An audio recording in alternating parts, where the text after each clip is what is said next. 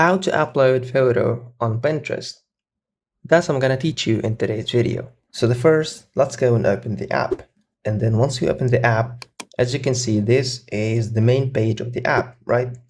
So we have this button here in the middle between search and notification. It's called create with the plus button.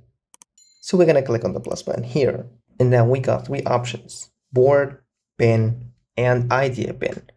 What we're gonna click here specifically, it's pin. And once we click on pin, here we'll be able to upload any picture of these. So let's pick up any picture, for example, here. So for example, if you pick up this picture and click on it here, now we're gonna click on next up to the right corner. In here, we can give the title to the picture. It could be the name, better say, and this is description. Also, we can add destination website by click on add button here. And now after we give it a title, let's go for C description, a picture of the sea.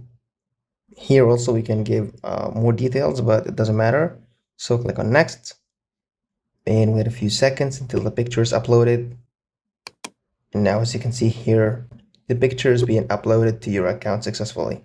So don't forget to like the video, subscribe to the channel. Also let me know down in the comments below if the video is helpful, and thanks for watching.